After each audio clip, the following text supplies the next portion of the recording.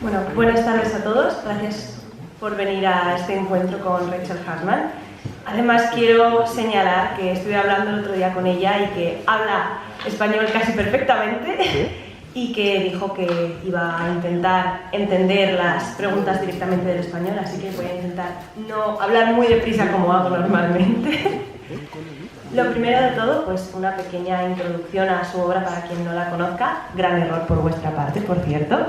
Aquí en España la conocemos por la biología de Serafina. Serafina es el primer tomo y Escamas es el segundo.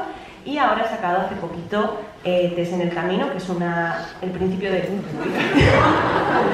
¡Chan, chan, chan! El principio de una nueva saga ambientada en el mismo mundo de Serafina, y de hecho la protagonista es la hermanastra de Serafina. Estos son efectos totalmente controlados, no penséis que no. ¿Sabéis qué pasa? Que pusimos ayer encuentros en la tercera fase y ha debido haber aquí algún tipo de... Serafina, el mundo en el que se desarrolla pues, Serafina y Tess del Camino, es un mundo en el que existen los dragones, pero no son los dragones típicos que vuelan, bueno, sí que lo son, pero también tienen la particularidad de que son seres muy inteligentes y que además pueden transformarse en humanos y que conviven con los humanos en, entre comillas, igualdad de condiciones, más o menos. Lo primero que quería señalar sobre estas historias es que todas, como he dicho, tienen lugar en el mismo universo, que es un universo lleno de tradiciones específicas, de reinos, con su propia religión muy compleja, muy detallada, y que no comenzó en el libro de Serafina, sino que venía de mucho antes. Rachel ya tenía este mundo en su cabeza desde hacía tiempo, y si no me equivoco, la primera historia publicada en la que lo desarrolló fue un cómic en el que ella, además de hacer la historia, de escribir la historia, también lo dibujó, si no me equivoco. Y la primera pregunta que yo quería hacerte era pues, que nos hablaras de esta experiencia, de cómo es plasmar un mundo que llevas tanto tiempo teniendo en tu interior, no solo con las palabras, sino también pues, al completo, con las ilustraciones también. Bueno, al empezar, quiero decir gracias a las organizadoras de Festival Celsius. Yo puedo hablar un poquitico de español well, mostly I'll probably speak English, y lo siento muchísimo, pero tengo algunas palabras que puedo decir. También quiero, I would like to thank the translator because I've seen him working at many of the other sessions, and by golly, you have got to have a brain the size of a planet to do this job. I'm very impressed. So I will also, he'll be very embarrassed to have to say that to you now in Spanish. The world that I want to talk about, as everybody trickles in, hi, she's correct, has been with me for a very, very long time. My first inkling of Gorev was when I was 12 years old. My English teacher asked us to write a narrative poem. And for whatever reason, a poem just came to me entire, and this never happens. Anyone here who is a writer, you understand, you usually have to write something and throw it away and try again. This poem came out in one piece. It was called The First Adventure of Sir Amy. And Sir Amy was a little girl who was also a knight. She had a horse named Fred, which is why the country was called Gorev, because it rhymed with Fred. And later on in the poem, there was a dragon that played the cello, that rhymed with jello. It was a very rhymey 12-year-old poem. But it was the first inkling I had that I could make up my own world. Before that, I had always been an avid reader, and so I enjoyed reading other people's worlds, but I hadn't really thought about the person who sits down and comes up with this stuff. So that was my first realization that I could do that. I had the power right there in my fingers. So from then on, during school, my school years, anytime I had to write a story for school, I would set it in Gorev. And so over the years, Gorev began to grow and expand and evolve in a variety of different ways. And now I'll take pity on the translator and let him get that far. Muy bien, pues me temo que buena parte de la charla será en inglés, pero por lo menos tenemos un intérprete al lado. El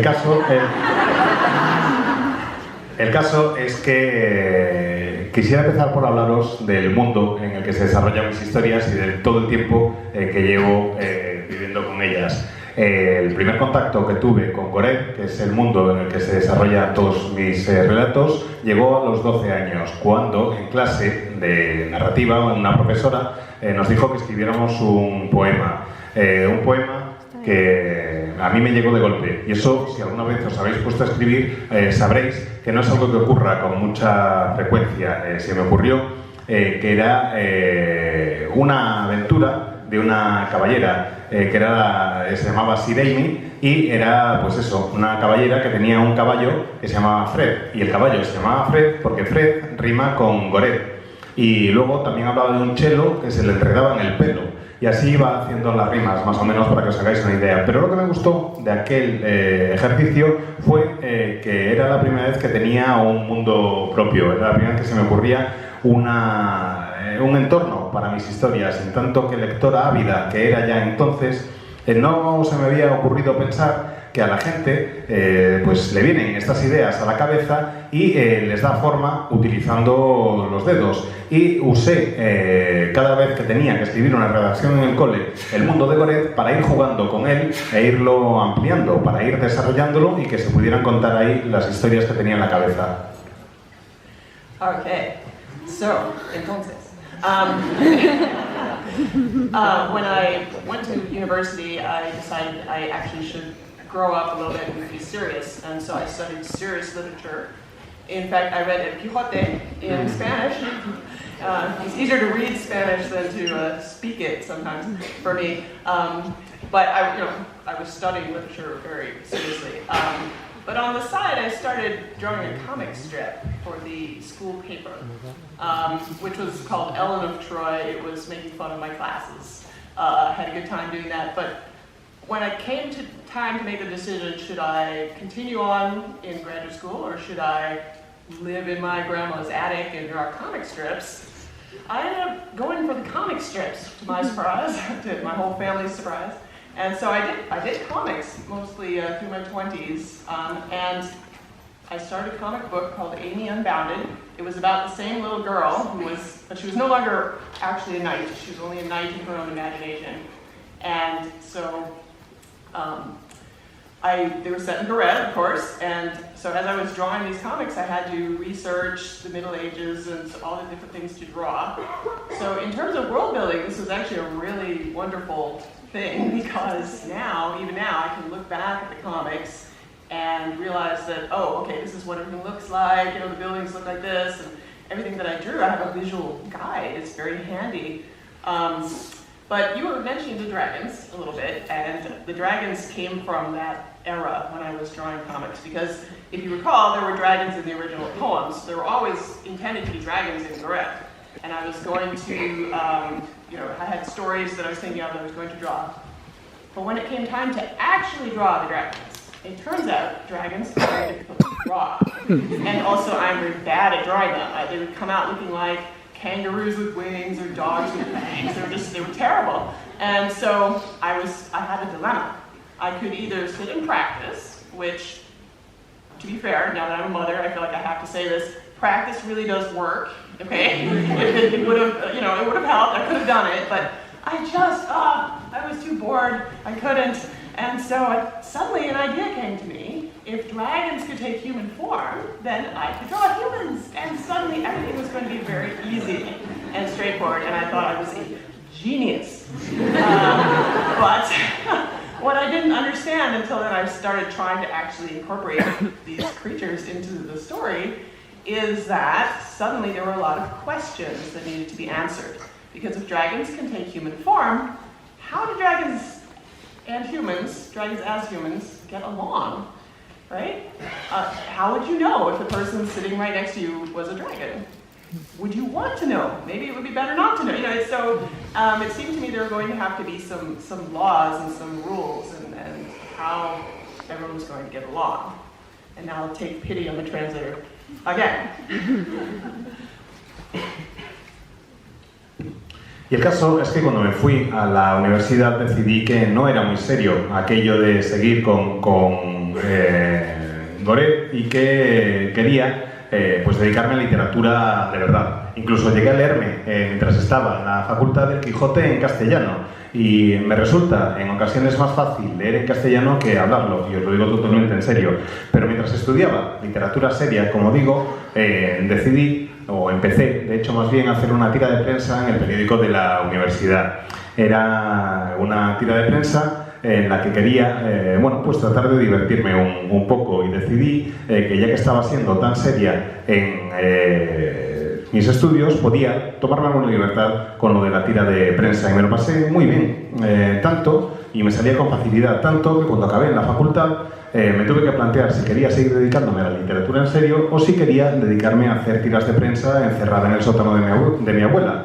Y para mi sorpresa, y para sorpresa de toda mi familia, me decanté por lo de las tiras de prensa en el sótano de mi abuela. Me tiré buena parte de mis 20 y pico años, de la década de los 20, haciendo una serie que se llamaba Amy Unbound, que sería algo así como Amy desatada. Y efectivamente la protagonista era la misma chica que la del poema original. Lo que ocurre es que y la acción se desarrollaba en Gorethe, pero en lugar de ser una caballera, como antes, solo lo era en su imaginación, no era en la realidad, solo lo era en su imaginación, y podía dibujar elementos de la Edad Media y cosas que me gustaran. Y la verdad es que me lo pasaba muy bien haciendo los cómics, me lo pasaba muy bien pensando en todas estas historias, iba dibujando prácticamente de todo, y quería hablar de qué ocurría cuando aparecían los dragones, porque mientras iba creciendo,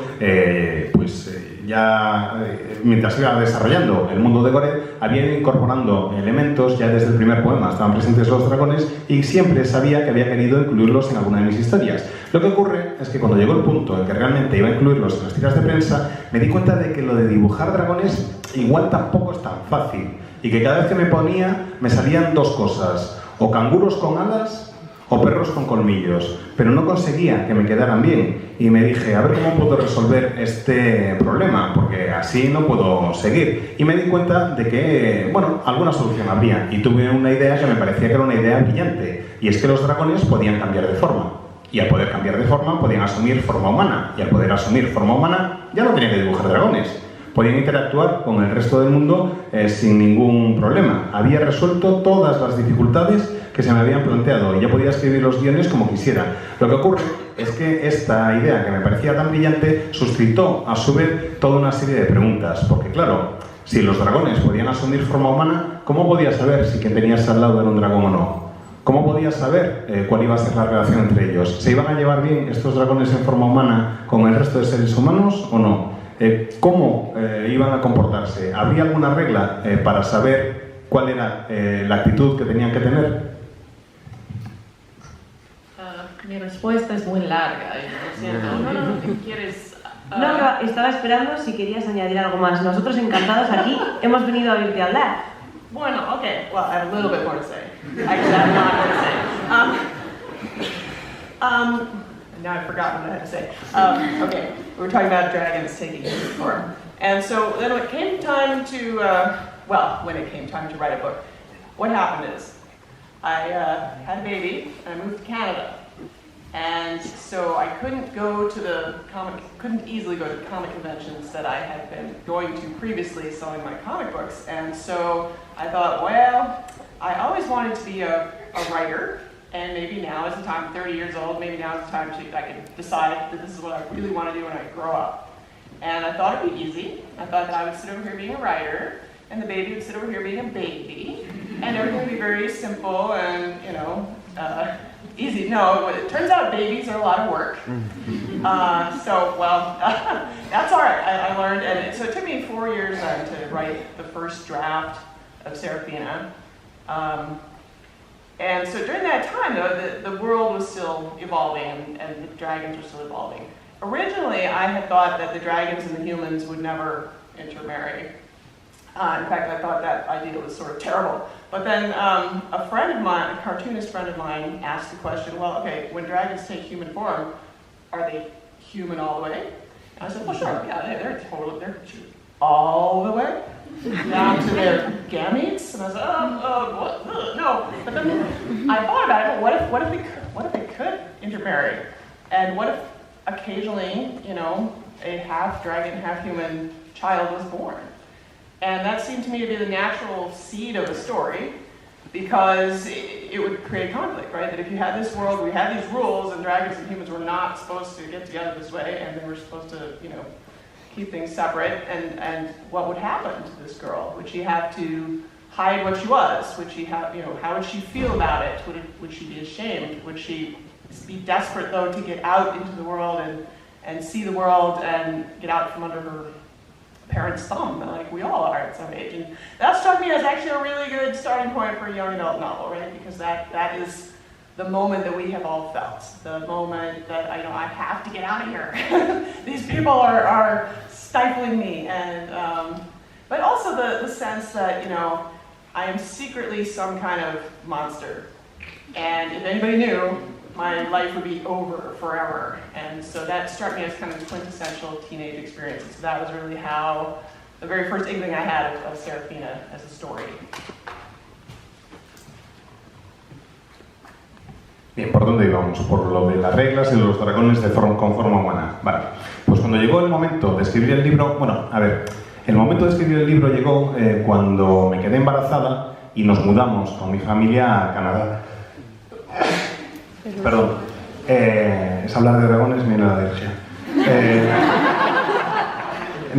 Sabía que no iba a poder seguir yendo a los salones del cómic como estaba yendo en el pasado, donde vendía mis tebeos, y que no iba a poder dedicarme a hacer lo mismo. Y lo de escribir, lo de crear historias, pues siempre me había gustado. Ya os digo que todas las redacciones del cole pues habían tenido lugar en Goret. Así que pensé, vale, perfecto, pues me voy a dedicar a escribir ahora.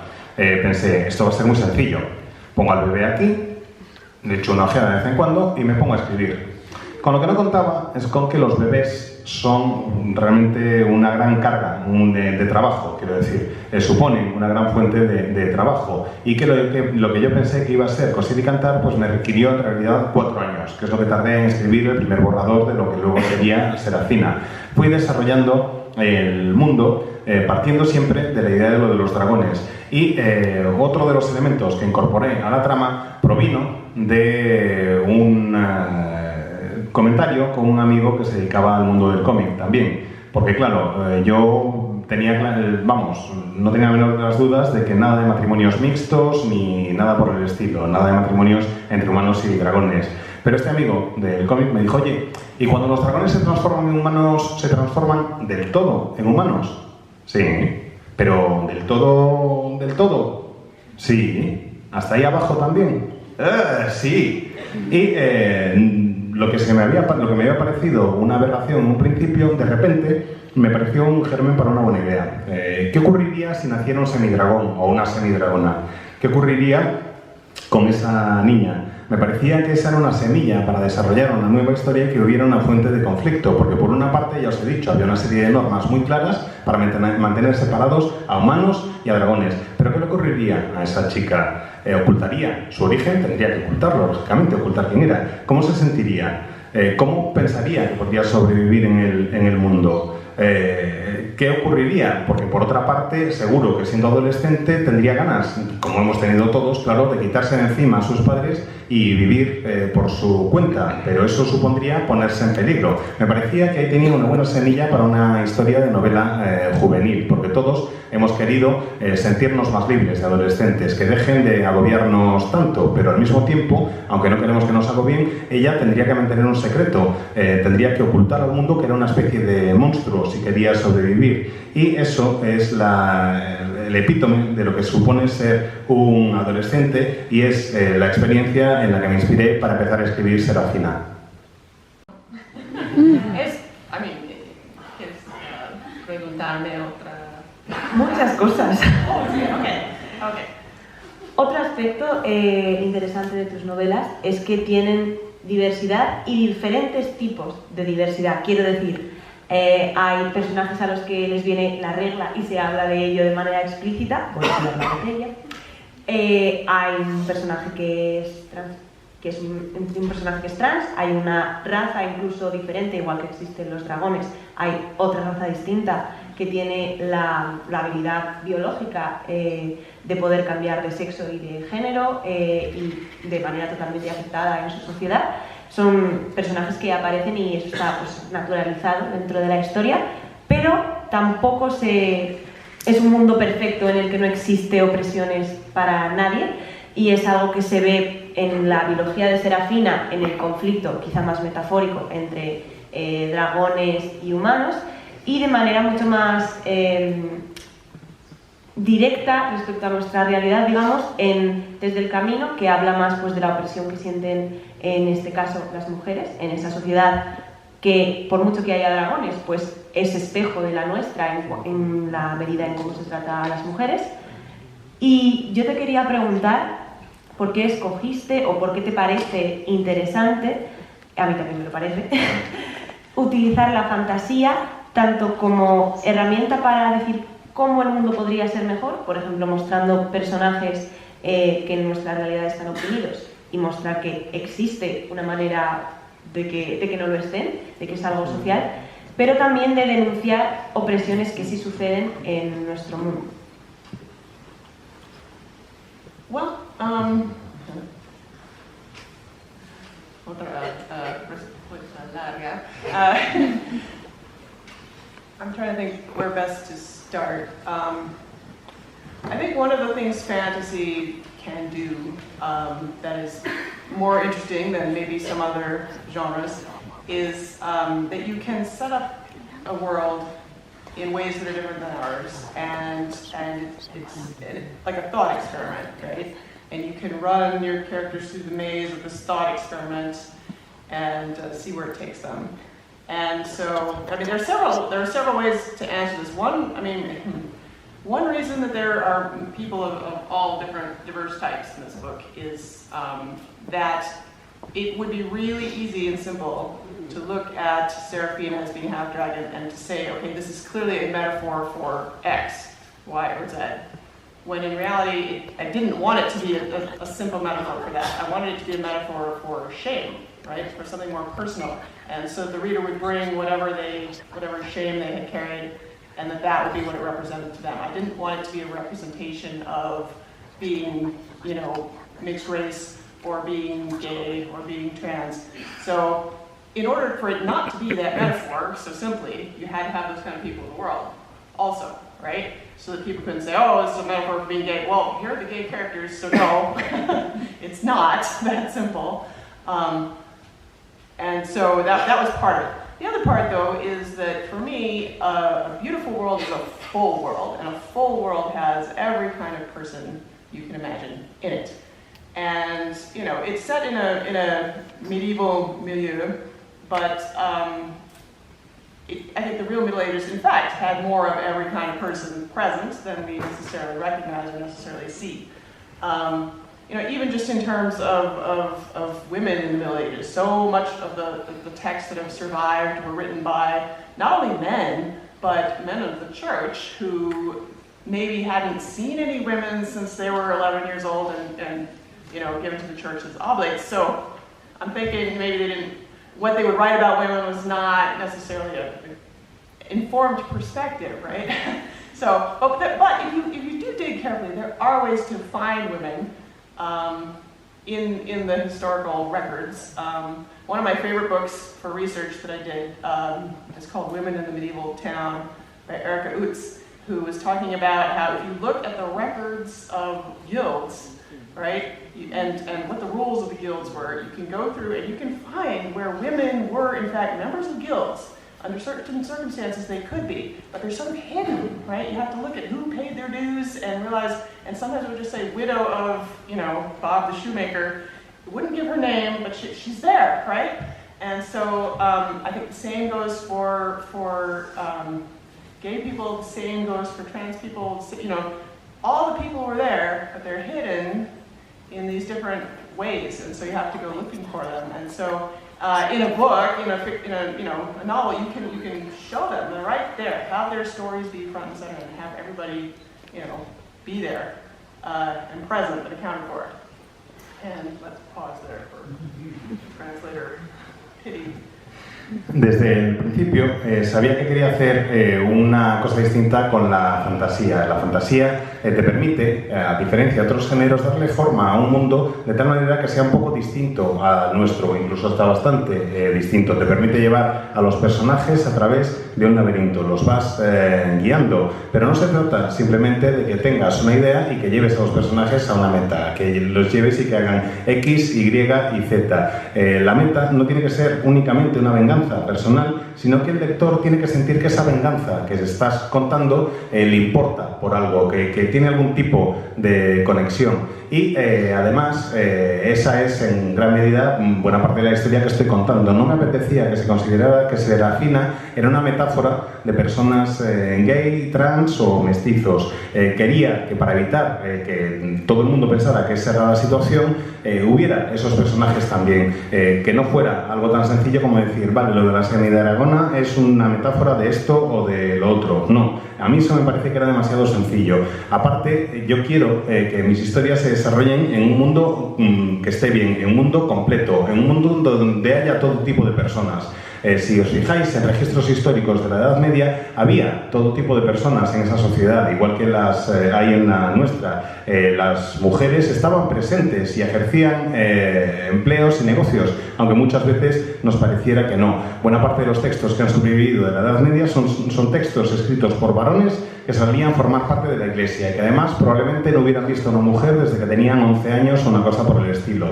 No se escribía teniendo una perspectiva de dar visibilidad a toda la sociedad, pero las mujeres estaban ahí y las mujeres estaban presentes aunque no se quisiera hablar de ellas. Si consultáis registros históricos, veis que investigando se constata la presencia de las mujeres en distintos entornos. Por ejemplo, si analizáis los registros de alguna ciudad medieval, veis que en las cofradías medievales, aunque a las mujeres en principio no se les permitía ser miembro, sí llegaban a formar parte de estas uniones de artesanos, de estas cofradías. Están medio ocultas, pero de repente ves el libro de contabilidad y ves que dicen cuota de la señora tal, la viuda de Bob el zapatero. No se menciona su nombre, pero sí se menciona que es la viuda de alguien, es una mujer y está ahí presente. Lo mismo que ocurría con las mujeres tuvo que ocurrir seguro con las personas gay y con las personas trans. Han existido siempre, han estado siempre presentes en nuestra sociedad y yo eso quería recalcarlo, quería que en mis novelas se les pudiera dar el protagonismo y que pudieran estar en primera fila. So that's sort of one half of the answer. That, you can make the world look the way you really feel in your heart that it should look. On the other hand, though, that's one way to combat patriarchy, as it were. That you have the women there in front and center and have it be a little. You can create societies where it's a little friendlier. You can create societies where this or that gets emphasized. But sometimes when you wanna punch the patriarchy, you gotta put them right there looking bad, and so you can punch them for real. Which then in Tess is more what comes out more that Tess, in fact, her mother in particular is part of a religious movement, I guess, that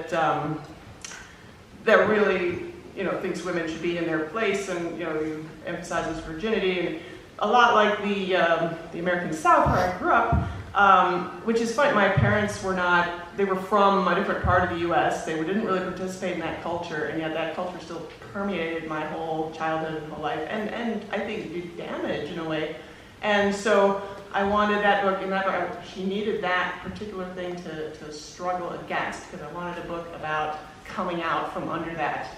And you can't come out from under it if it's not there. So it kind of goes back to the world building, that if you build a big enough world, there is room for almost any kind of society, almost any kind of story that you want to tell. And so you get not just diversity of individuals, but diversity of societies and how they interact together. And even within a single society, right? You're not all the same here. We're not all the same in Canada. That's how the world really is. And so that to me is really fun and interesting, just to move those pieces around and see how they interact with each other.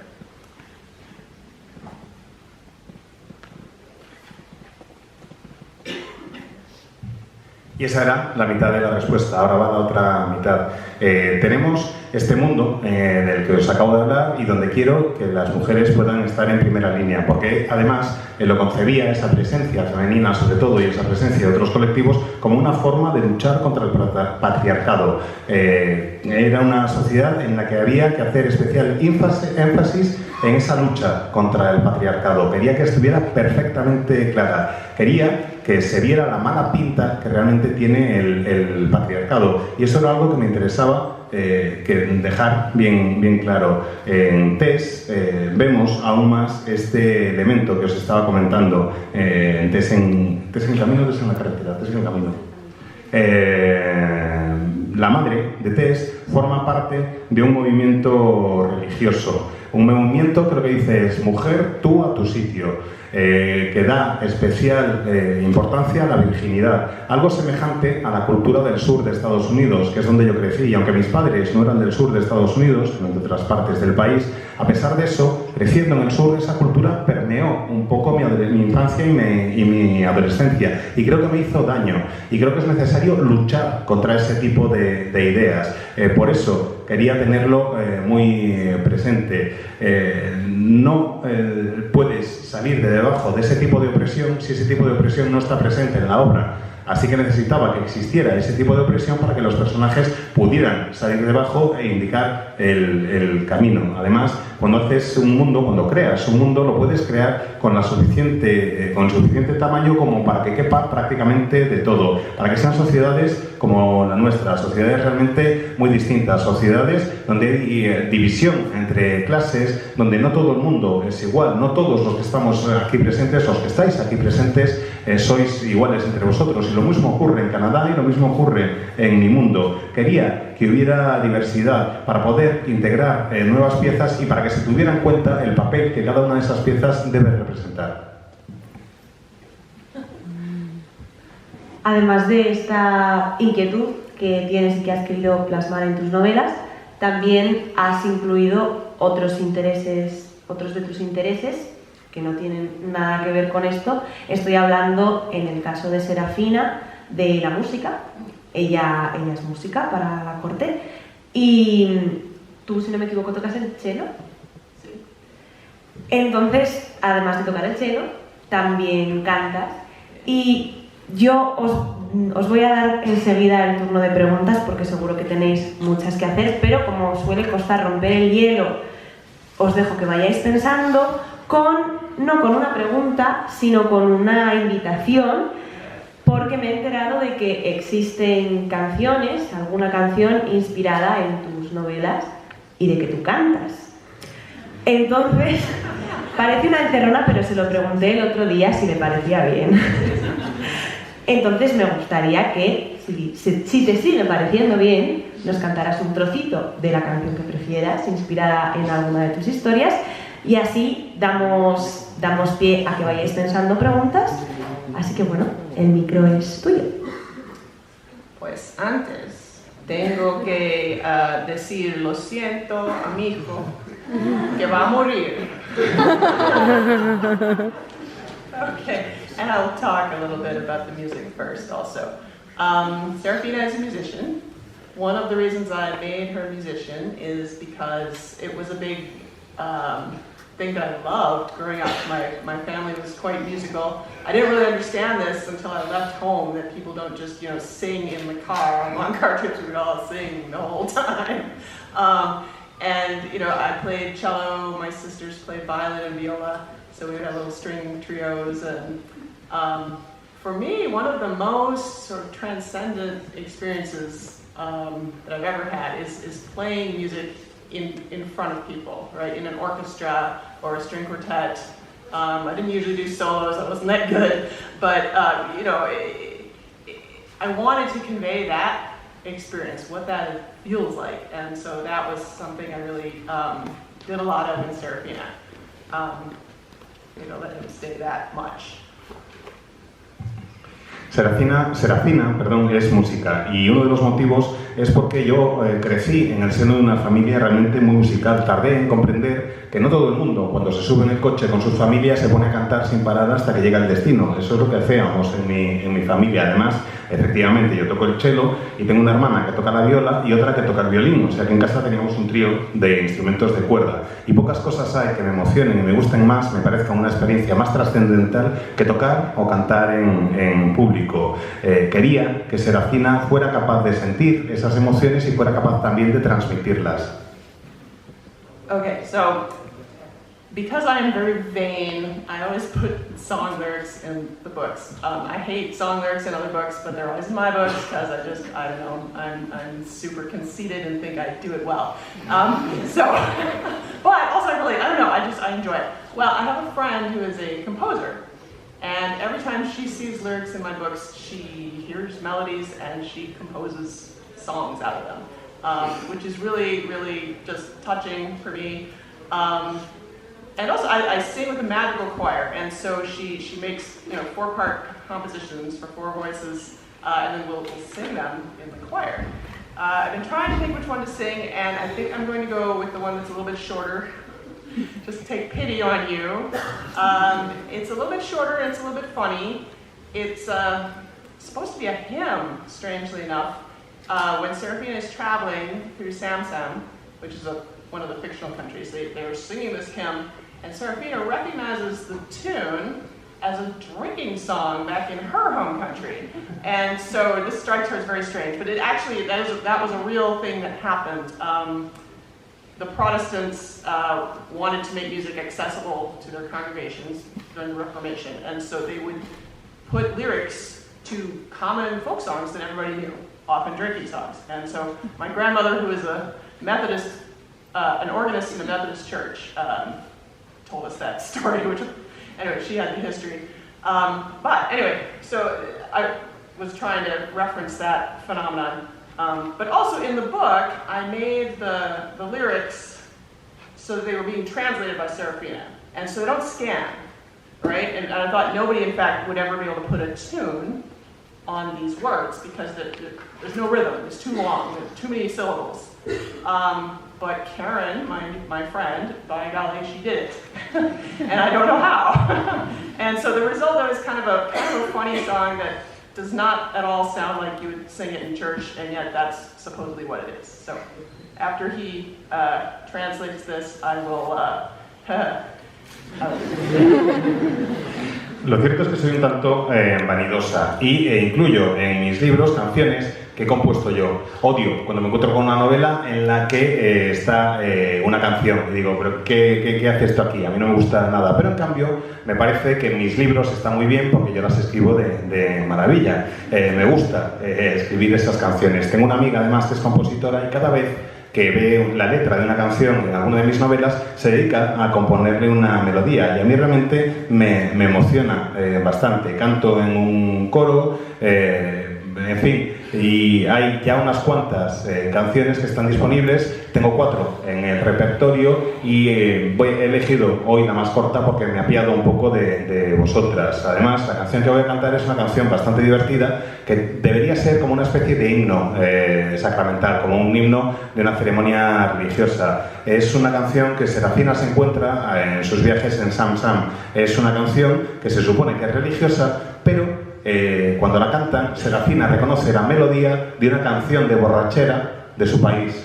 Ellos lo están cantando como si fuera una canción religiosa y para Serafina es una canción de borrachera. Sé que suena raro, pero os aseguro que esto está basado en hechos reales. Cuando se produjo la Reforma protestante, los protestantes decidieron que para hacer que los himnos que iban a componer fueran populares, que las canciones sacras que iban a componer fueran populares, iban a coger el folclore tradicional y a cambiarles la letra. Y por eso hay un montón de canciones en la iglesia protestante que en realidad son canciones de borrachera en un origen. Mi abuela, que era organista en una iglesia metodista, se sabía todas estas historias y nos lo contó. Pero bueno, el caso es que en el libro la letra la traduce la propia Serafina y cuando la escribí pensé, esta sí que va a ser imposible que nadie le ponga una melodía, porque si ni hay ritmo, las frases son demasiado largas, no cuadra de ninguna de las maneras, esto no se puede musicalizar de ningún modo. Y resulta que Karen, bendita sea, no sé ni cómo, pero lo logró, consiguió que hubiera una canción ahí. Es una canción que suena bastante divertida y que, aunque debería parecer como una canción de iglesia, yo creo que no lo es. Oh, faithless ignoramus, denier of heaven, sitting smugly upon a disbelieving bottom, oh baseless person who disregards the scriptures, standing confidently in a puddle of sin, there will be smiting with lightning and blood, so retribution, and head kicks about like footballs, like much more upon your wretched person, when golden Abaster returns with judgment for you. And salvation in the form of flowers for the rest of us.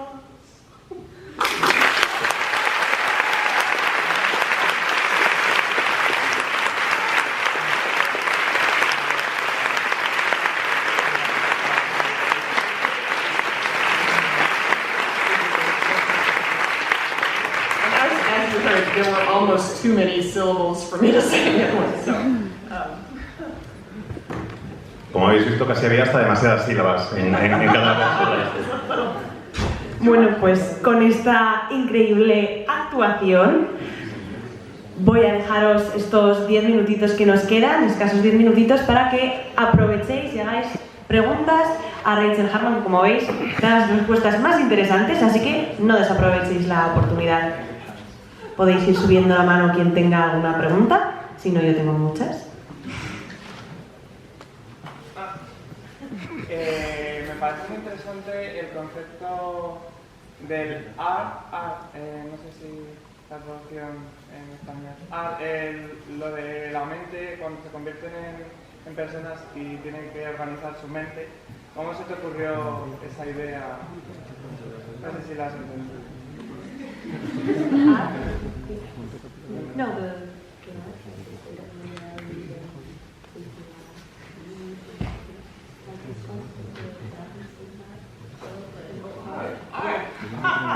art. Yes. Well, that came to me when I was trying to figure out dragons themselves and what it would be like to be a dragon, turning into a human. How would it be different? And so, one of the things I started with actually is the idea of senses. Whoop. Suddenly it was dark. Is the idea of senses, that if you were a dragon in dragon form, for example, you would probably have extremely good eyesight, and you'd probably have a very good sense of smell, right? Because they're predators. They have to be able to hunt and find their prey, and so probably you would not be able to taste much because you breathe fire, it burns off all your taste buds, and the scaly skin would be impervious to touch, and hearing, I don't know, probably would not be that great necessarily. And so, but then you come down into human form and suddenly all your senses are different. And I know this seems like I'm coming at this from a strange angle, but bear with me. What happened is I thought to myself, okay, it's going to be very disorienting for a dragon in human form. That all of a sudden, you wouldn't be able to smell things that you used to be able to smell. Would that mean you would sniff your neighbor? Would your neighbor like that? Would you wear glasses even though they didn't really help you see as much as you ever had? Would wearing clothing would make your skin itch, right? You weren't used to having such sensitive skin. From there, it was just a hop, skip, and a jump to emotions. How are emotions going to be different? And it occurred to me they probably would be very different, because it seems to me that, in particular, our softer emotions like love and this aren't something that a reptile would necessarily have, that these seem to me to be more of a kind of mammalian characteristic for social bonding and bonding with our young and getting along with each other. With dragons, they don't need to get along with each other. Why would they even? So dragons then started that they were going to have, the way they would cope with this when they were in human form is that they would have very strict rules for themselves. And so the emotions would be suppressed as readily as possible. and you know, that have rules of behavior and all these, which then turn into like forms to fill out, right? If you digress from the rules and bureaucracy and laws, and it became very complicated very quickly. And so this concept of ARD struck me as like part of their overarching philosophy, that there's a way things are supposed to be, and you follow the rules, and you know, make sure everything is right. And that they were going to be not very flexible when it came time to deal with unexpected situations, which unfortunately is sort of a disadvantage when you're dealing with humans, because humans are always very unexpected.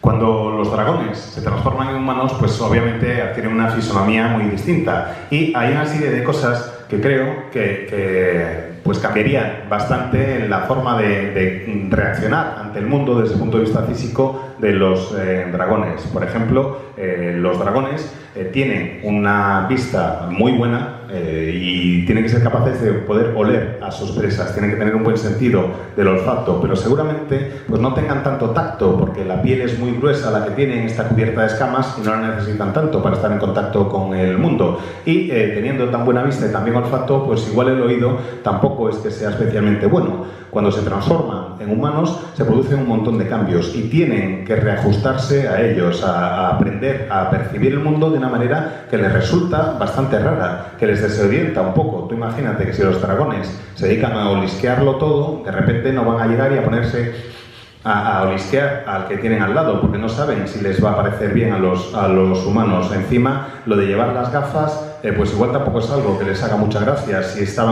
porque estaban acostumbrados a tener muy buena vista. Y lo de ponerse ropa, igual la tela les da urticaria, porque ahora tienen esa piel tan finita y cualquier cosa que les pongan encima les roza. De allí, la evolución lógica, después de plantearme lo de los sentidos, era pasar a las emociones.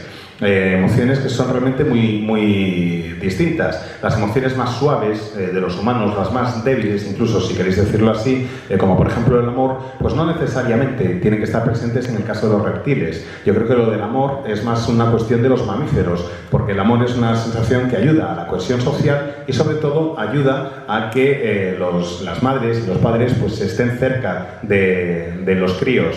Ayuda a que nos llevemos bien los mamíferos unos con otros. Y a los dragones, ¿qué narices les importa lo de llevarse bien? Eso no es algo que estuviera presente hasta entonces. Lo de ser humano les obliga a tratar de aprender a lidiar o a adquirir la forma humana, les obliga a tratar de aprender a lidiar con las emociones, y eso lo tienen que hacer tratando de reprimirlas, controlándose, porque si no les desorientan enormemente. Para ellos, lo mejor que pueden hacer los dragones en forma humana es comportarse como si estuvieran rellenando un formulario, como si fuera una cuestión de pura burocracia. Y así es como me di cuenta de que iban a desarrollar con rapidez el ARD. Precisamente, el ARD sería una filosofía general de vida, una forma de asegurarse de que tienen las cosas bajo control, de que si se siguen las reglas todo va a ir bien. Y eso les ayuda, porque a los dragones no se les da nada bien lo de ser flexibles y adaptarse a situaciones inesperadas. Y eso, por desgracia también para ellos, es una de las principales características de los humanos, que somos totalmente impredecibles e inesperados.